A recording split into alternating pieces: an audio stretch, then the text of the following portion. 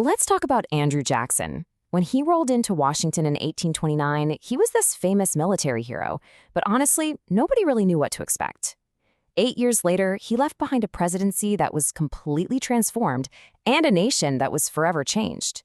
So let's dive in and see how his democratic revolution really went down. Just look at these numbers. This tells you pretty much everything you need to know about how he got there.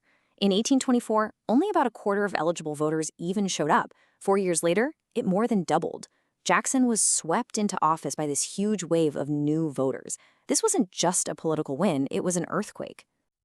So that's the big question, right? A popular revolution gives him this incredible mandate. He's in the White House with the people behind him. But what's he actually going to do with all that power? Well, Jackson didn't waste any time. He immediately went after the established order in Washington. His first big battle was against the idea that the federal government should be this big, powerful, centralized thing. And right here, you can see the two competing visions for America's future. On one side, you have Henry Clay's American System. This was a plan for a strong central government that would use taxes to fund big national projects. Roads, canals, the whole shebang. But Jackson, he had a totally different playbook. He wanted a light and simple government, one that stayed out of the economy, cut spending, and gave more power back to the states. So how did Jackson plan to pull this off? Well, by taking over the machinery of government itself. This quote from one of his supporters pretty much says it all. He completely rejected the idea that government jobs were for life. Instead, he started what we now call the spoils system, basically clearing house and giving government jobs to his loyal supporters. It was a way to build a powerful and disciplined political party. Okay, so Jackson's vision of a limited federal government, it was about to face a massive test. His second great battle wasn't just about politics, it was a crisis that, no joke, threatened to tear the whole country apart. And the whole crisis revolved around this one really powerful and frankly dangerous idea: nullification. The theory was that if a state decided a federal law was unconstitutional, it could just nullify it, declare it void. You can see how this is a direct challenge to the very idea of a single unified country. And this chart just lays out the two sides of that argument perfectly. You've got South Carolina's John C. Calhoun, who, by the way, was Jackson's own vice president, making the case for the localist view. He's saying the United States is basically just a club of independent states. But then you have Senator Daniel Webster arguing the nationalist view. No, the Union is one nation created by the people, and federal law is king. They were arguing over what the United States even was. So what does President Jackson do? The guy who's supposed to be the champion of states' rights? Well, when a state actually defies federal law, he gets tough.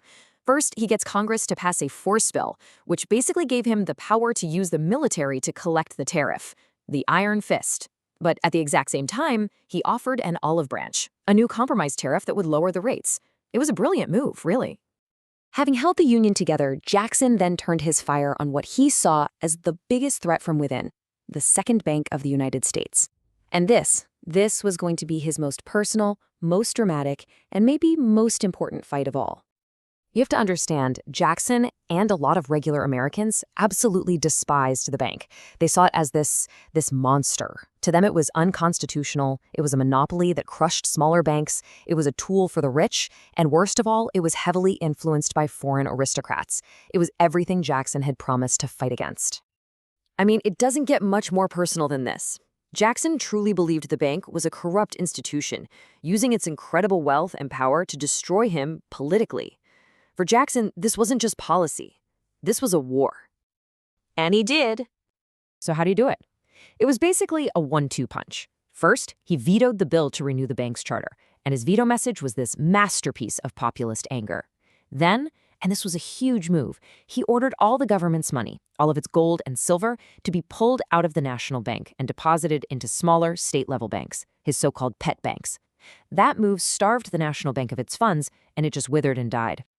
But Jackson's vision of a nation for the common man and his willingness to use his power to get what he wanted, it had a very, very dark side.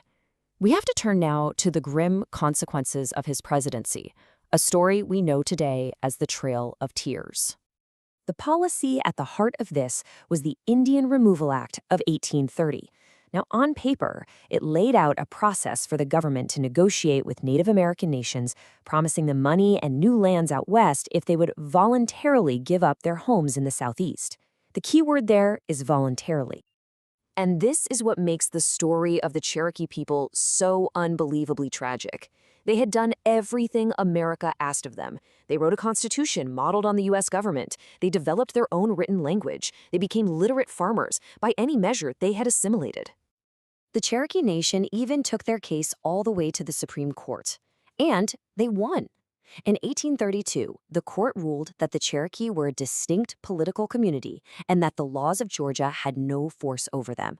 It was a massive legal victory. It should have protected them. But it didn't, because President Jackson just ignored the Supreme Court.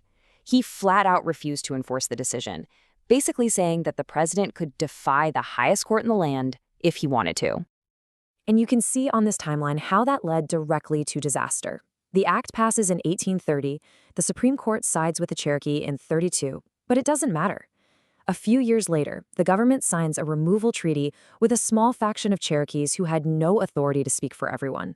And by 1838, the U.S. Army was sent in to finish the job. That year, the Army rounded up 14,000 Cherokee, men, women, and children, and forced them to march 1,200 miles to what is now Oklahoma. On that brutal, forced march, the Trail of Tears, more than 3,000 people died from starvation, disease, and exposure. So, how do you make sense of this legacy? It's a profound contradiction. On one hand, he was the champion of the common man, the guy who smashed the power of elites and expanded democracy for white men. But on the other hand, his opponents called him King Andrew, an American Caesar who acted like a tyrant, defying Congress and the Supreme Court to get his way. Ultimately, Andrew Jackson fundamentally changed the American presidency. He proved that a popular president could be more powerful than Congress, more powerful even than the Supreme Court. And he leaves us with a question that, honestly, Americans are still arguing about today. When does a powerful president stop being a strong leader and start becoming a threat to the nation they lead?